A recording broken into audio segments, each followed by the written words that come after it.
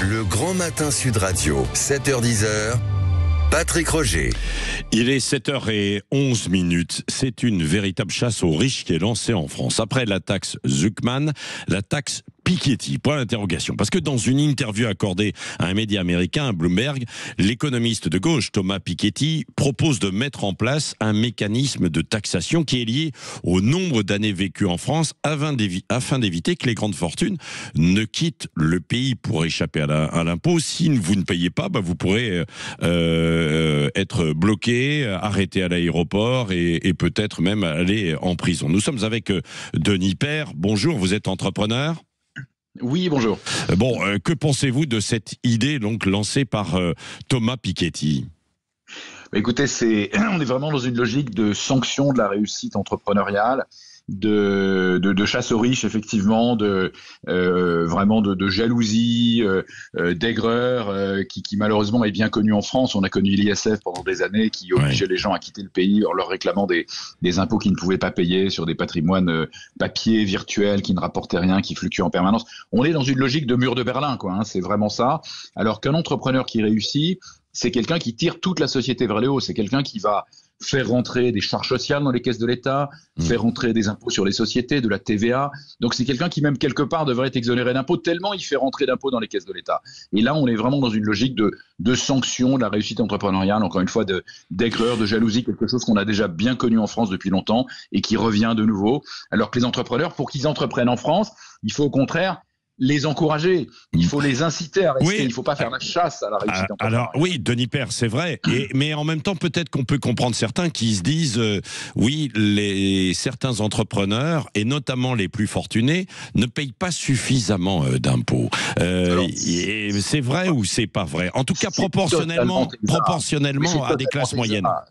Mais c'est une fake news absolument complète, qui repose sur une totale incompréhension, probablement volontaire, de la façon dont les mécanismes financiers fonctionnent. Ouais. Sous prétexte qu'effectivement un certain nombre d'entrepreneurs laissent de l'argent dans leur holding et ne l'utilisent pas immédiatement, ne le consomment pas immédiatement, alors on va considérer qu'ils ne payent pas d'impôts. Mais tant que cet argent est dans la holding, il appartient à la personne morale et pas à la personne physique. Et donc s'il l'utilisait, le jour où il commence à l'utiliser, tant que c'est dans la holding, c'est ce qu'on appelle un abus de bien social qui est extrêmement sanctionné, lourdement sanctionné. S'ils veulent utiliser cet argent, il faut qu'ils se le reversent sous forme de dividendes. Et là, ils payent un impôt de 30%, qui est extrêmement élevé, qui est beaucoup plus élevé que ce qui se pratique ailleurs en Europe. Vous allez en Espagne, par exemple, qui est un pays dirigé par des socialistes, qui n'est pas un pays ultra-libéral.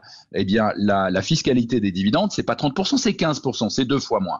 Donc, quelqu'un qui veut se verser des dividendes pour les utiliser, il va payer 30% d'impôt. Et avant cela, cet argent aura été fiscalisé à hauteur de 25% dans l'entreprise. Oui, donc 25 plus 30, c'est beaucoup plus que ce que payent les classes moyennes. Je suis désolé, en France, on le sait très bien, c'est documenté, 60% des Français aujourd'hui vont toucher plus que ce qu'ils ne reçoivent. 10% des contribuables payent 70% de l'impôt sur le revenu. Il faut arrêter avec ces fake news. Ça n'a aucun sens. C'est juste faux. C'est juste faux. Mais c'est vrai qu'il y a eu pendant des années, peut-être que finalement, les patrons sont en train de payer une optimisation fiscale qui a eu lieu pendant des années, où on disait que l'on pouvait, grâce à des montages... C'est faux aussi. Mais c'est faux, c'est juste faux. Mais moi, je vous pose la question, bien sûr. Il faut ouvrir les yeux, il faut se renseigner, il faut faire son travail, il faut se documenter. C'est juste absolument faux. Si vous voulez, la France, aujourd'hui, si vous voulez retirer de l'argent cash pour l'utiliser, vous payez au moins 50 à 55% d'impôts, quels que soient les schémas. Et si vous ne le faites pas, c'est que vous êtes en train de frauder, tout simplement. Donc, il faut arrêter de raconter des salades aux Français. La France n'est pas du tout un paradis fiscal pour les riches, pas du tout, ça se saurait. Et on verrait beaucoup d'étrangers qui viendraient s'installer en France, ce qui n'est pas le cas, c'est plutôt l'inverse. C'est plutôt les Français aujourd'hui qui quittent la France et qui, avec toutes ces annonces, quittent dès maintenant. Là, moi, j'ai rencontré encore hier une des plus grandes fortunes de France. À ce point-là, c'est vrai. Mais oui, compte tenu de ce qui se dit aujourd'hui, compte tenu de cette chasse aux riches, compte tenu de cette focalisation démentielle sur les gens qui créent la richesse, moi, je ne reste plus dans ce pays. Je m'en vais. Je passe la frontière. Et c'est vrai qu'il peut y avoir un discours assez facile de dire c'est aux plus riches de payer ce qui se passe. D'où d'ailleurs un sondage il y a quelques jours qui disait que 80% des Français étaient plutôt favorables à ce qu'il y ait l'équivalent d'une taxe Zuckman sur les plus riches, quoi. Denis Père. Oui, mais parce qu'on n'a pas fait la pédagogie pour expliquer ce que ça voulait dire, qu'on mettait les gens dans des corners qui n'auraient pas les moyens de payer, que donc ils vendraient leur entreprise et qu'ils s'en iraient.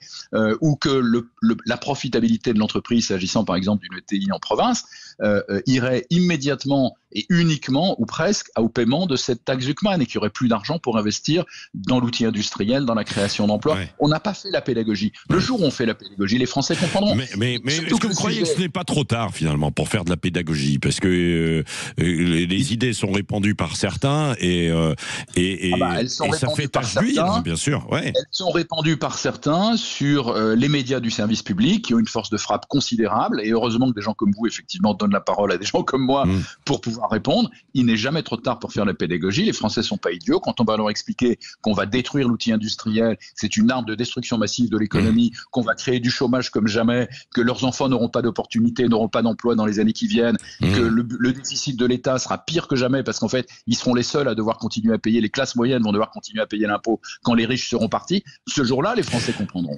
Parce que le sujet aujourd'hui, monsieur Roger, c'est pas ça. Le sujet aujourd'hui, c'est la dépense publique qui est hors de contrôle, avec des gaspillages à tous les niveaux, avec des prélèvements en France qui sont les plus élevés dans le monde développé. Je vous rappelle qu'on est à 45% de prélèvements dans le PIB, c'est un record du monde dans l'OCDE, et ça représente ces 140 milliards de plus que ce que prélèvent nos voisins pour faire la même chose, et le faire souvent moins bien. On le fait souvent moins bien. Regardez l'éducation, on est dernier dans les classements. Donc le sujet, c'est ça. Le sujet numéro 1, c'est la dépense publique, son efficacité, comment la rendre plus efficace, et surtout pas la chasse aux riches. Les riches, on en a besoin pour faire entrer de l'argent dans les caisses de l'État pour créer des emplois. Oui, justement. Bon, un dernier mot.